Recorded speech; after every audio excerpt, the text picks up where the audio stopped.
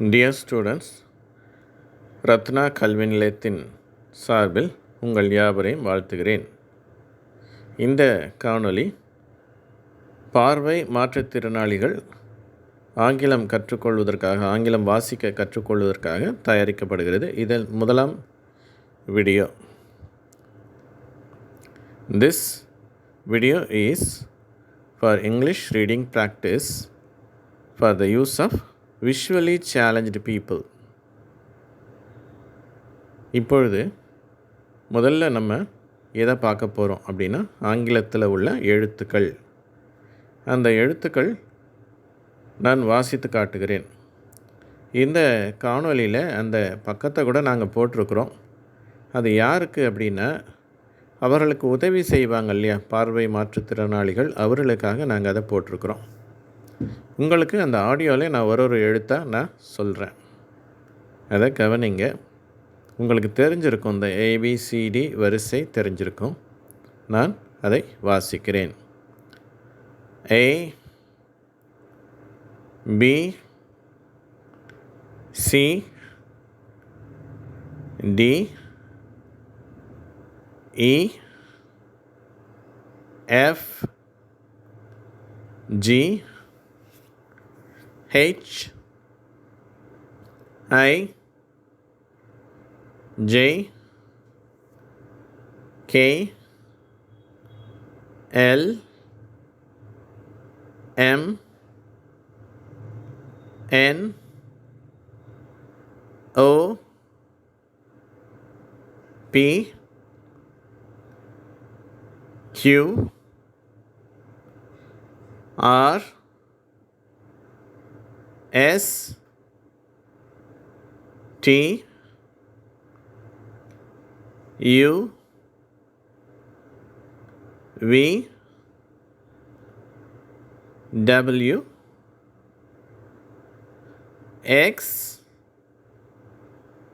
Y, Z. சரியா? இது வரிசைப்படி ஏபிசிடி எழுத்துக்கள். சரியா? இங்கிலீஷ் ஆல்ஃபபெட் அப்படின்வாங்க, ஆங்கில அகர வரிசை. இப்பொழுது இதில் 5 எழுத்துக்களை வவல் லெட்டர்ஸ் அப்படின்வாங்க. தமிழில் உயிரெழுத்து இருக்கு இல்லையா, அது மாதிரி உயிரோசையை கொண்ட 5 எழுத்துக்கள். அது உங்களுக்கு தெரிஞ்சிருக்கும், நானும் சொல்கிறேன். அதுதான் அடுத்து வரிசைப்படி கட்டத்தில் கொடுத்துருக்குறேன். நான் அதை நான் வாசிக்கிறேன். அந்த 5 எழுத்துக்களை: ஏ, இ, ஐ, ஓ, யூ. ஓகேவா? அடுத்தது தமிழில் எப்படி மெய்யெழுத்துக்கள் இருக்குதோ அவற்றுக்கு இணையாக ஆங்கிலத்தில் கான்சனன்ட் லெட்டர்ஸ் இருக்குது. அதை நான் வாசிக்கிறேன், கவனிங்க. B, C, D, F, G, H, J, K, L, M, N, P, Q, R, S, T, V, W, X, Y, Z. இப்பொழுது இந்த எழுத்துக்கள் சேரும் பொழுது என்ன உச்சரிப்பு உண்டாகிறது, பெரும்பாலும் என்ன உச்சரிப்பு உண்டாகிறது என்பதை பார்க்க போகிறோம். ஏன்னா ஆங்கிலத்தில் உச்சரிப்புகள் மாறும். ஒரு இடத்துல ஆன்ற சவுண்டு வரும், இன்னொரு இடத்துல அப்படிங்கிற சவுண்டு வரும், அதே ஏன்ற எழுத்துக்கே. இன்னொரு வார்த்தையில் ஆன்ற சவுண்டு வரும். இப்படி கொஞ்சம் உச்சரிப்பு மாறுகிறது. இருந்தாலும் பெரும்பான்மையான உச்சரிப்பு எது அப்படிங்கிறத நான் உங்களுக்கு சொல்லி கொடுக்குறேன். அது உங்களுக்கு ரொம்ப யூஸ்ஃபுல்லாக இருக்கும், பயனுள்ளதாக இருக்கும். தமிழில் நம்ம படிச்சிருப்போம். இக்கு ப்ளஸ் அ க, இக்கு ப்ளஸ் ஆ கா அப்படின்லாம் படிச்சிருப்போம். அதே மாதிரி ஆங்கிலத்தில் ஒரு எழுத்து கூட்டி அதை எப்படி சொல்லலாம் அப்படின்னு நான் உங்களுக்கு சொல்கிறேன், அதை கவனிங்க. இப்போ நம்ம வந்து அந்த ப்ளஸ்னால் சேர்த்தல்னு அர்த்தம். அந்த 2 எழுத்து சேர்ந்தால் என்ன சவுண்டு வருது அப்படின்ட்டு. உதாரணத்துக்கு பி ப்ளஸ் ஏ, அது பான்ற சவுண்டு கொடுக்குது. சரியா? அப்படியே நான் எழுத்துக்கள் கூட கூட என்ன சவுண்டு உண்டாகுது அப்படின்னு சொல்கிறேன். ஒரு கான்சனண்ட் எழுத்தும் ஒரு வவல் எழுத்தும் சேரும்போது என்ன உச்சரிப்பு உண்டாகுது அதை நம்ம பார்க்க போகிறோம். கான்சனண்ட்னால் ஏற்கனவே சொல்லியிருக்கேன், அது மெய் எழுத்துக்கு இணையானது. இந்த வவல் லெட்டர் அப்படின்னா அது ஒரு தமிழில் உயிரெழுத்து இருக்கிற மாதிரி. ஓகேவா? இப்போ நான் வாசிக்கிறேன், கவனிங்க. பி ப்ளஸ் ஏ பா, B plus E pay, B plus I P, B plus ஓ போ, பி ப்ளஸ் யூ பூ. நம்ம என்ன 5 வழிகளை பார்த்தோம்?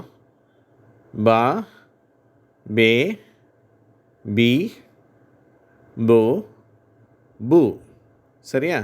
அடுத்தது இந்த சி என்ற எழுத்து இந்த உயிரெழுத்துக்களோடு சேருது, அதாவது வவல் லெட்டர்ஸோடு சேருது. அதையும் நான் வாசிக்கிறேன். சி ப்ளஸ் ஏ கா, சி ப்ளஸ் இ கே, சி ப்ளஸ் ஐ கி, சி ப்ளஸ் ஓ கோ, சி ப்ளஸ் யூ கூ, டி ப்ளஸ் ஏ டா, டி ப்ளஸ் இ டே, டி ப்ளஸ் ஐ டி, டி ப்ளஸ் ஓ டோ, டி ப்ளஸ் யூ டூ. அடுத்து எஃப் என்ற எழுத்து பார்ப்போம்.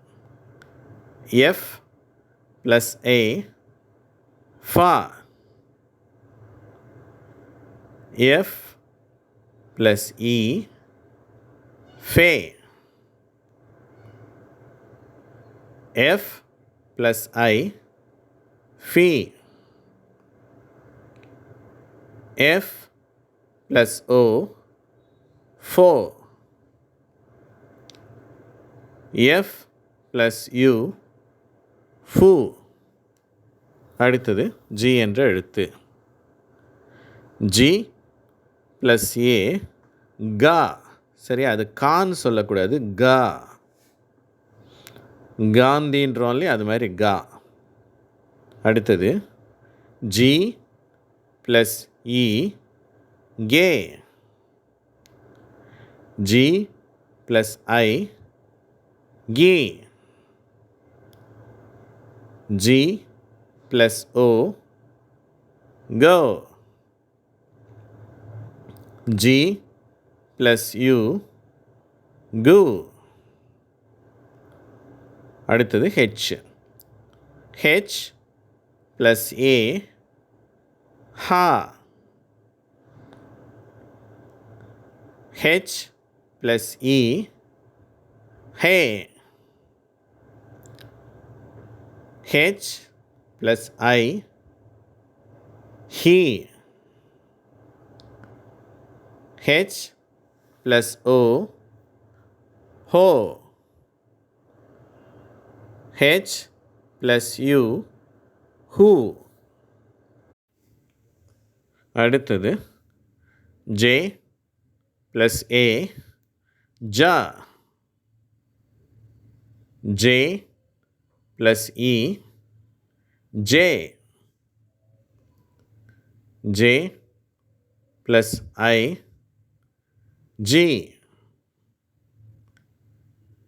J plus O, Joe. J plus U, Jew. K plus A, Ka.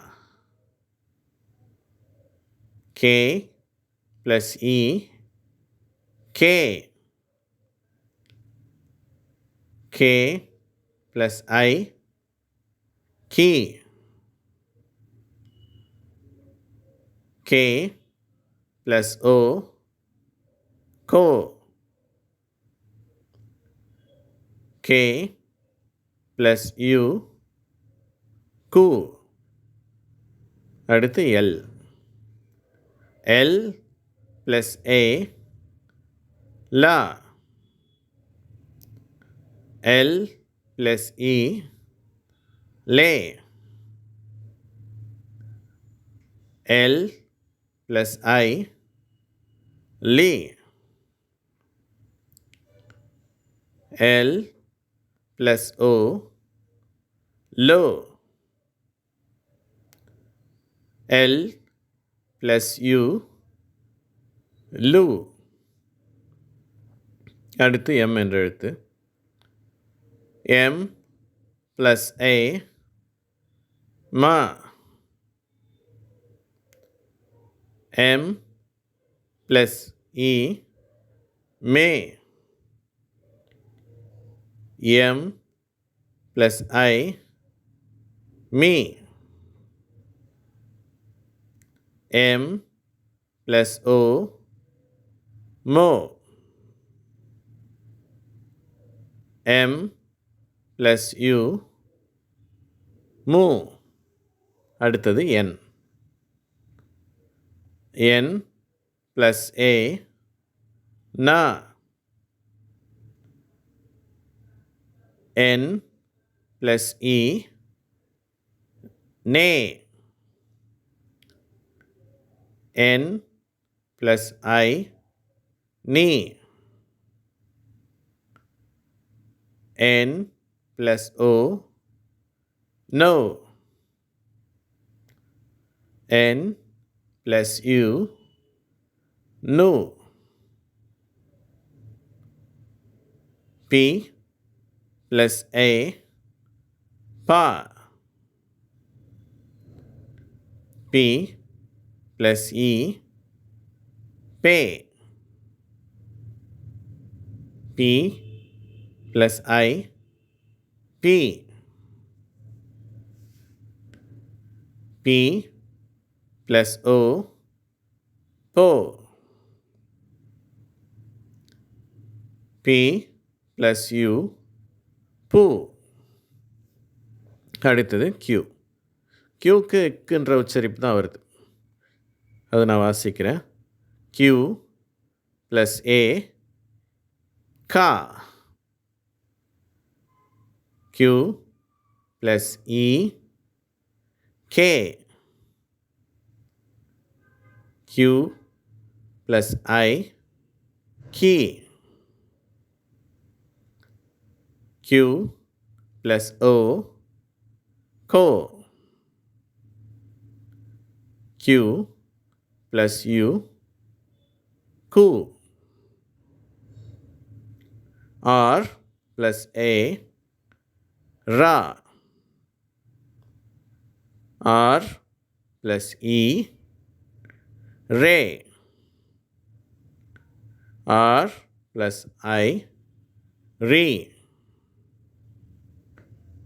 R plus O, Ro.